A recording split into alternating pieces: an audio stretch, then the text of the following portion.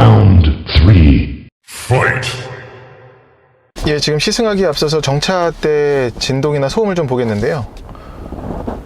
지금 거의 뭐 하이브리드 수준으로 진동은 잘 차단되어 있습니다. 소음도 마찬가지고요. 참고로 이 차는 1열이랑 앞에 윈드실드가 전부 어쿠스틱 글라스예요. 이중 접합이 들어갔고 2열 유리는 만져보니까 홑겹입니다. 어쿠스틱은 아니에요. 3.8이라서 295마력에 36.2kg 포스미터를 내는 엔진 성능을 갖고 있습니다. 그리고 맞물림 변속기는 8단 자동 변속기고요. 이 버튼식 변속기는 요즘 차들에서 흔하게 심심치 않게 보는 구성인데, 얘가 좀 더 이렇게 손 거리와 일단 가깝기도 하고요. 조작감이 상당히 괜찮습니다.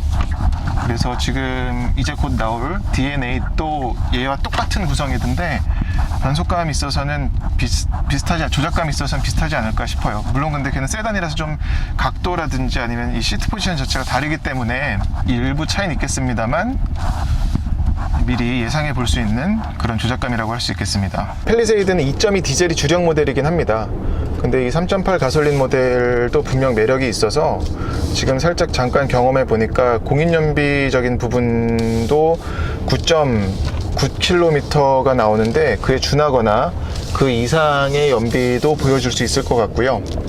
무엇보다 확실히 디젤 엔진과는 차이가 나는 그런 좀 매끈하고 부드러운 가속, 가감속, 그런 부분에 있어서는 장점이 크게 있는 것 같습니다.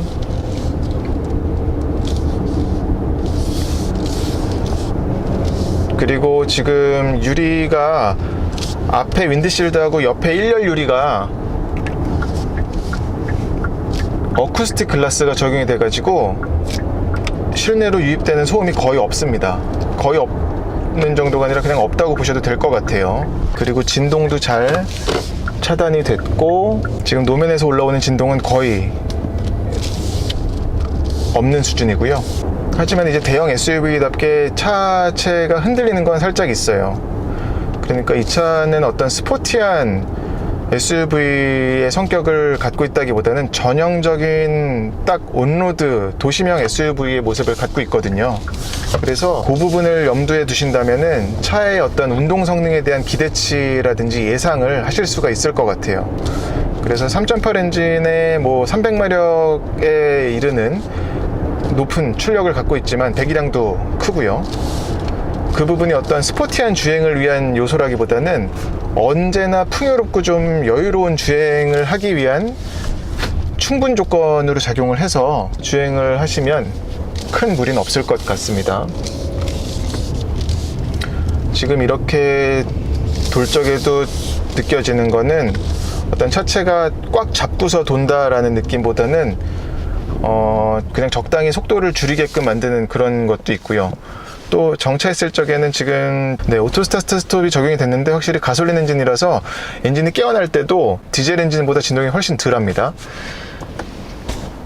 그리고 시야 같은 부분도 지금 보시면 전방이나 여기 옆면도 상당히 훌륭해요. 지금 뭐 유리가 크기도 크고요. 내다볼 적에 걸리는 게 없습니다. 그리고 사이드미러도 크고요. 물론 뭐 사각지대 경고장치도 들어가 있고 온갖 그 운전자 보조 기능들이 들어가 있지만 그냥 운전자의 지극히 오감으로 판단을 하더라도 차가 쉽게 와닿고 판단할 수 있는 그런 차라고 보시면 되겠습니다. 차가 발진 가속하거나 할 적에 보여주는 모습은 상당히 여유롭습니다. 매끈하고요. 지금 그리고 이 깜빡이 키면은 이렇게 왼쪽 화면이 보여주잖아요. 이건 마찬가지로 오른쪽을 켜도 보이고요. 그러니까 사이드 미러로도 확인을 할 수가 있고 이걸로도 확인을 할 수가 있고 또 만약에 장애물이 그럼에도 인지하지 못한 장애물이 있다 그러면 삐삐거리면서 알려주고 또 사이드 미러에 이 그 표시가 있거든요. 그래서 상당히 운전하기 편한 그리고 편한 운전에 도움이 되는 요소를 편의 사양을 많이 갖고 있는 차라고 볼 수 있겠습니다. 정말 매끄러워요. 이런 도심 주행에서는 흠잡을 데가 없는 수준입니다. 아까 보여드렸던 뒤에 공간, 거주성, 그리고 적재성 이런 것과 어울려져서 참 활용도 높은 7인승 SUV가 아닌가 싶어요. 지금 그리고 브레이크는 현대차의 브레이크 담력과 비슷한데 그것보다 살짝 더 매끈하게 올라오는 것 같아요. 그러니까 차 중량이 워낙에 있다 보니까 밟아보면은 바로바로 쑥쑥 잡히는 감속이 된다기보다는 조금 더 밟아야 감속이 시작되는 그런 느낌은 있습니다. 운전하기 편하다는 말씀을 지금 자꾸 드리는데, 위에서 내려다 보니까 이 엔진 후드 보닛도 잘 보여요. 그러다 보니까 차 덩치를 가늠하기도 쉽고 차폭 가늠, 차선 가늠하기가 상당히 쉽습니다. 차 길이는 5m가 채 안 되고, 그리고 또 휠베이스는 2900mm나 되는데도 운전하기가 그렇게 어렵거나 버겁게 느껴지지 않습니다. 그리고 이제 이 8단 자동 변속기도 저 RPM 게이지를 보시면 이 떨어지는 게 시각적으로만 저렇게 연출을 한지는 모르겠지만 변속할 때 되게 빨리빨리 변속하는 게 있네요. 그리고 지금도 살짝 영상이 떨렸을 것 같긴 한데, 이런 턱만 넘더라도 차가 이렇게 좀 뒤틀린다고 할까요? 그런 건 있습니다. 근데 그건 어떤 이 커다란 SUV라서 어쩔 수 없는 구조라고 볼 수밖에 없을 것 같아요. 잠깐 뚫린 길이 있어서 가속을 해보면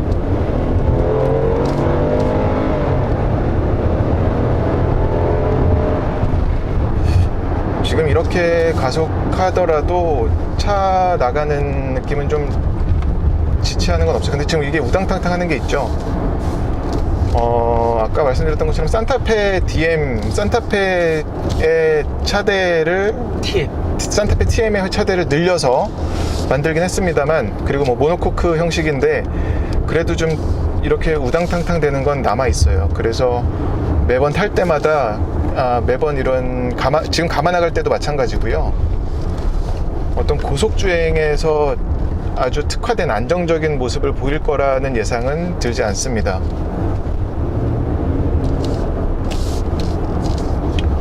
그리고 살짝 부밍음이라고 할까요? 고속에서는 좀 뒤편에서 그런 좀 공명음 같은 것도 좀 들리는 게 있고요. 물론 그건 이제 시트마다 다를 것 같긴 한데, 그 부분이 살짝 오늘 좀 아쉬운 부분이긴 하네요. 사실 팰리세이드 같은 경우는 운전하는 그 운전자의 느낌보다는, 느낌도 중요하지만 2열, 3열에 앉은 승객의 입장에서 차가 어떻게 전해지는지, 어떤 하체의 느낌과 어떤 진동을 전해주고 하는지를 말씀을 드려야 더 도움이 될 텐데, 그 부분은 오늘 못 전달을 드려서 살짝 좀 양해 부탁드리겠습니다. 지금 이제 뭐 벌써 막히는 구간이라서 출근 시간이어가지고 어떤 시승하는 의미는 더 없을 것 같은데, 마지막으로 요 크루즈 컨트롤에서 이것만 보여드릴게요. 이 차가 이제 어떻게 가감속을 알아서 하고 차선 유지도 하고 운전자 보조를 하는지인데, 이 부분은 매끄러운 것 같습니다. 지금 이런 굽어진 길, 그리고 지금 이제 차선이 없어졌잖아요. 이럴 때는 뭐 살짝 끊어지긴 하는 걸 보여주긴 하죠. 하지만 이 여태껏 이제 이 기능이 적용됐던 뭐 제네시스 차들이라든지 현대차들에서 보여줬던 수준의 성능을 보여줍니다. 네, 오늘 현대의 팰리세이드를 시승을 했고요. 요즘 가장 핫한 차죠. 뭐 대기가 거의 1년 이상 기다려야 된다는 얘기까지 있어서 도대체 얼마나 시장에서 인기가 있는 건가, 왜 그렇게 인기가 있나 개인적으로도 궁금했었는데, 타보니까 참 상품성은 분명히 있는 것 같습니다. 현대에서 이런 차를 내놨던 적도 없었거니와, 또 처음 내놓은 차 치고 상당히 많은 걸 갖고 있는 차라서 어떤 스타일이라든지 아니면 또 실내 편의사양, 그리고 거주성, 적재성, 또 성능까지, 그래서 뭐 하나 툭 빠지는 데가 없는 차라는 게 가장 큰 장점인 것 같습니다. 그러니까 현대차의 제일 큰 특징이죠. 잘 팔릴 수밖에 없는 차를 만드는 거. 그게 뭐 물론 소비자들이 원하는 바를 잘 파악을 하고 적재적소에 이렇게 넣고 반영을 한다는 반증이긴 하겠습니다. 정리를 하자면, 첫술에 배부를 순 없는데 첫술치고는 굉장히 잘 신경 써서 만든 차라고 얘기할 수 있을 것 같습니다. 다음 보여드릴 차는 G20입니다. 아마 그것도 국내 최초로 뭐 상위 중에 보여드릴 수 있지 않을까 싶고요. 빠른 시일 안에 보여드리겠습니다. 고맙습니다. 구독과 좋아요도 부탁드릴게요. 그리고 오늘 중간중간 옆에서 도와준 김선관, 모터트렌드 김선관 기자의 조선조커도 꼭 구독 부탁드리겠습니다. 고맙습니다. 시동을 걸어보면은 엔진룸에서 어떤 디젤 엔진의 그 전형적인 그런 소리는 들어오고요. 전에도 어느 정도 들어오긴 했었는데 적어도 엔진룸에서의 큰 개선은 이루어지지 않은 것 같아요. 소음적인 면에서는. 그럼에도 진동은 지금 뭐 운전대라든지 아니면 시트, 페달에서도 올라오는 거는 상당히 적네요. 네. 그리고 시야적인 부분도 전과 크게 달라지진 않았는데, 그럼에도 이 엔진 후드에 아까 겉에서도 보여드렸지만 그 라인을 지금 파놨잖아요. 저것 때문에 좀 더 차가 근육질처럼 보입니다. 운전자의 눈으로 볼 경우에는. 이 엔진은 V6 터보 디젤 엔진이고요. 그리고 맞물림 변속기는 자동 8단, 서스펜션도 그대로 변화가 없고요. W15 뒤 멀티링크 그대로고요. 그러니까 구조적으로는 차이가 없죠. 근데 이제 조금씩 매만진 게 있을 거고, 하체 세팅은 조금씩 달라지긴 했습니다. 지금 이런 논두렁길을 달리고 있는데 진동이라든지 그런 거 좀 전해지는 편이고, 그걸 완전히 다 다스리려고 노력하진 않았다 라고 정리할 수 있겠습니다. 기존 엔진 그대로 출력과 토크도 그대로거든요. 최고 출력 260마력 똑같고요. 그 출력이나 토크가 뿜어져 나오는 엔진 회전 영역대도 같습니다. 이런 깊은 웅덩이는 떨어질 적에 보면 확실히 좀 움직임이 크죠. 이런 노면을 달리는 느낌은 요즘 만날 수 있는 그런 어떤 도시형 SUV 느낌과는 사뭇 다릅니다.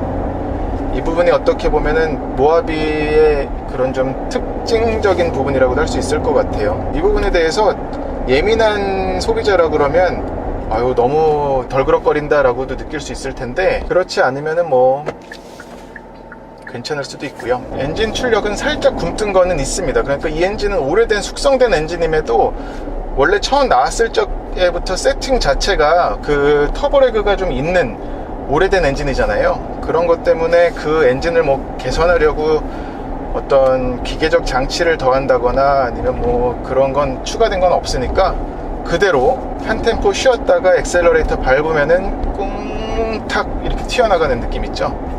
그런 느낌이고, 핸들링 느낌도 차의 움직임이 좀 많이 부풀죠. 라인이 많이 부푸는 경향이 있습니다.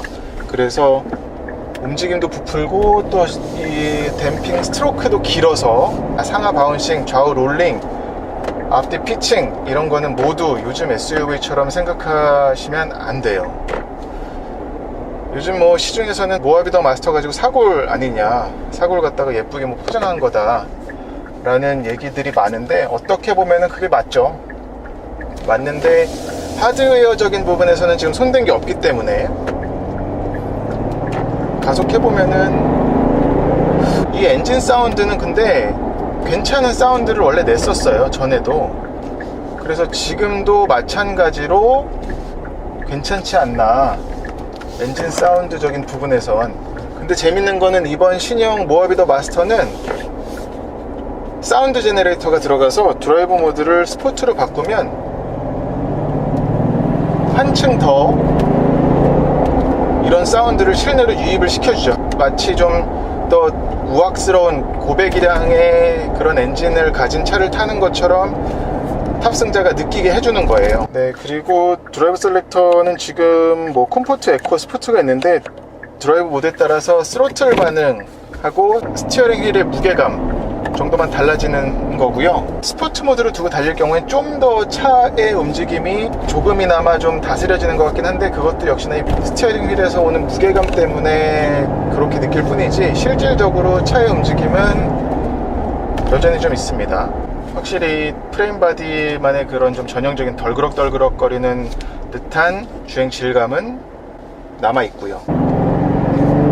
네, 달려보면 확실히 스포츠로 하면 이 사운드가 좀 기분 좋은 사운드를 내는 것 같아요.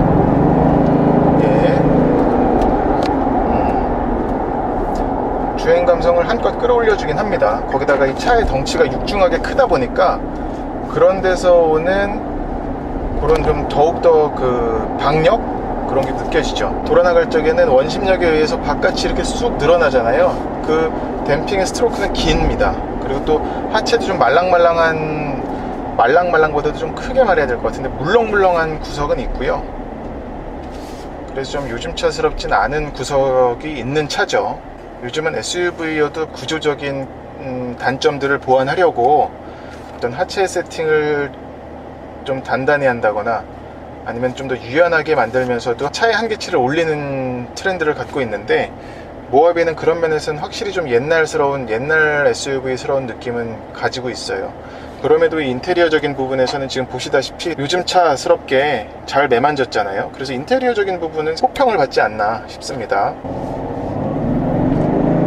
그리고 이 계기판은 시인성이 참 좋아요. 특히나 스포츠 모드로 할 경우에는 이런 디지털화해서 속도 그리고 엔진 회전수를 모두 디지털화해서 보여주기 때문에 이런 것 때문에 어떤 운전자가 볼 적에 한눈에 바로바로 받아들이기 쉽게 정보를 표현을 해주고, 에코로 갈 경우에는 이건 이제 K9과 K7에서도 봤었던 그 계기판으로 바뀌는데 속도와 엔진 회전을 마치 물병에 물 차 있는 것처럼 이렇게 보여주죠. 연기운전을 조금씩 종용하는 그런 구석이 있습니다. 액티브 사운드가 편의에 들어가 있네요. 이건 편의라고 볼 수는 없을 텐데, 아무튼 강하게 보통 약하게 끄기가 있어서 꺼보면 음색이 확실히 줄어들긴 줄어들었는데, 아까도 말씀드렸다시피 V6 3리터 터보 디젤 엔진은 기본적인 사운드가 괜찮기 때문에 뭐 특별히 이런 어떤 스포티한 사운드를 선호하지 않는다면은 그냥 끄고 다니셔도 괜찮을 것 같습니다. 그리고 얘는 첨단 운전자 보조 기능도 모두 들어가 있어서 요거 누르면은 이제 활성화고요. 그리고 또 얘 운전대를 누르면 이제 지금 된 거예요. 녹색 운전대가 이제 녹색으로 변했으니까, 일반적으로 기아차, 현대차가 상당히 이게 차선 중앙으로 유지하는 것도 좋고 한데 얘는 그거보다 좀 떨어지는 것 같아요. 다른 기아차들보다, 그러니까 기존에 만났었던 K7, K9보다 이 첨단 운전자 보조 기능은 좀 많이 떨어집니다. 차선 가운데로 몰고 가는 기능도 그렇고, 또 차선을 인식하는 것 자체도 좀, 보통은 이렇게 점선이 가다가 끊어지는 데서도 기존의 K7, K9 같은 경우는 잘 인식을 했었는데 얘는 그렇지가 않네요. 지금 이제 세팅을 해서 가보면 지금 이제 인식을 했거든요. 보겠습니다. 이제 조향은 하죠.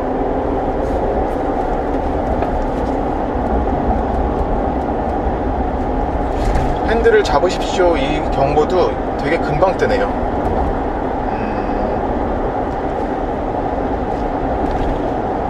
지금 이렇게 조향은 하는데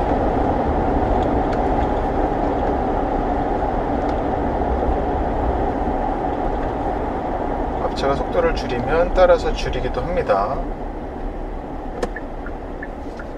가볼게요. 확실히 좀 이 시스템은 기존 기아차에서 보여줬던 것보단 떨어지네요. 최신이 아닌 비교적 후진 걸 넣은 것 같아요. 지금 이런 꼬부랑에서 얼마나 잡는지 볼게요. 예, 넘어가네요 그냥. 예. 넘어갈 듯 말 듯 하면서도 잡긴 잡는데, 그럼에도 거의 뭐 마진 없이 잡고 갑니다 지금. 네. 독특하네요. 모하비가 최신 차니까 이런 턱을 넘을 적의 느낌은 근데 뭐 전과 다를 건 없는데, 그럼에도 저 확실히 쑥쑥 들어가는 게 있죠. 스프링이 쭉 늘어났다가 쑥 줄어드는데 그때 댐퍼가 잡는 느낌은 좋아요. 그러니까 이런 큰 턱을 넘을 적에는 오히려 잘 잡아주고, 자잘한 요철 같은 데를 지날 적에는 그 느낌이 꽤 잘 전달됩니다 실내로. 이런 지금 길에서는 상당히 노면의 충격 그리고 소음 이런 게 잘 들어온다고 할 수 있어요. 그리고 브레이크는 밀리는 게 있습니다.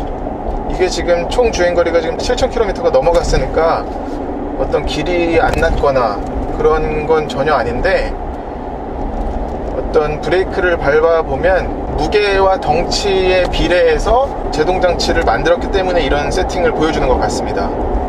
그래서 가다가 브레이크를 밟아보면 바로 그냥 팍 쓰는 게 아니라 좀 뒤가, 앞에가 노즈다이브도 있으면서 앞에가 쭉 가라앉으면서 속도가 줄어들죠. 모하비는 전에도 느꼈었지만 이 차는 달리기 위한, 속도를 내기 위한 차가 아니기 때문에 세팅을 이렇게 했다고 밖에 볼 수는 없을 것 같아요.